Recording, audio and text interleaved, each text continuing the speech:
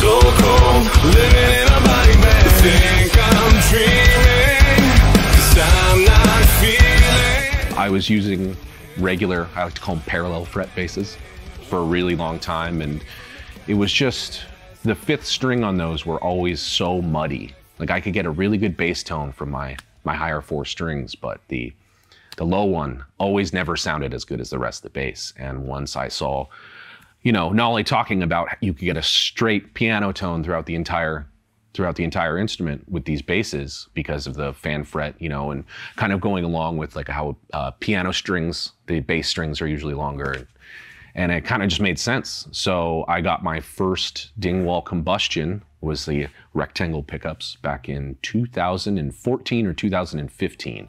The kind of tone that I was like trying to make my own. It's like a mixture of everything from Billy Gould from Faith No More, and Shania Salt from White Zombie, Dan Caney from Suicide Silence. You know, there's just like, there's a certain type of tone that like I felt fit really well with this band. And I kind of just saw what they did, how they set their amps, and I kind of made my own thing out of it. Maple neck, Wenge board, green to purple color shift, Nordstrand 3-band preamp. So bass, mid, treble. You have a push-pull for active passive mode, and the standard 4-way Dingwall rotary. Now you're probably wondering what this little guy is right here. So this thing is wired like a 2-pickup Combustion.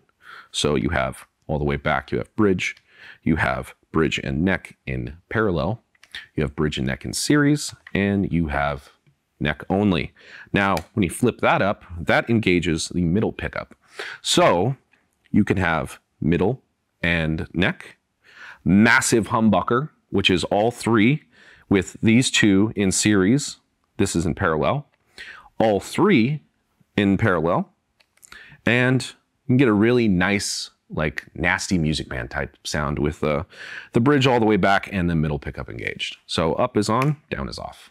It's about how your frequencies work with everything else. I have different bass tones for different things that I'm doing. And for this band, it's better for me to kind of cut out some of the muddier frequencies, like, you know, 250 hertz and you know, 750 just really doesn't do much for me. Like where I kind of fit in, the guitars like live in this, you know, this bubble between, you know, 100 hertz and 1.5K, and I'm kind of, you know, I kind of surround it in the 80 hertz, 3.5K, upwards of 5K, and it kind of just, it just makes everything sonically, it gives everything a little bit more life, you know, because, you know, I'm a bass player and I go along with, you know, the rhythm of the drums and stuff, but, you know, being in a metal band, you want to have, you know, I really feel like a good solid bass tone is the key to making guitars sound heavier.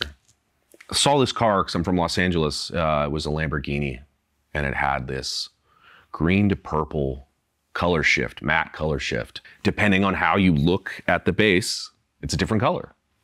I just think it's a really, really, really cool, amazing paint job. Green and purple are two of my favorite colors.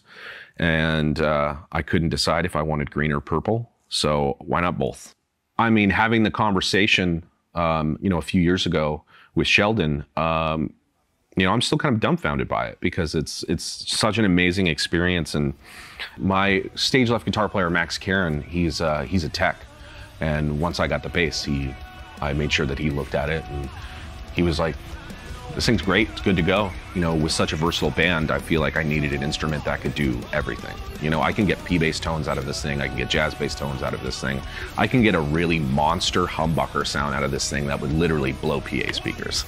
Something that no matter what, you know, happens, because all this could be done tomorrow, you know. At least I have a bass that I love with my name on it.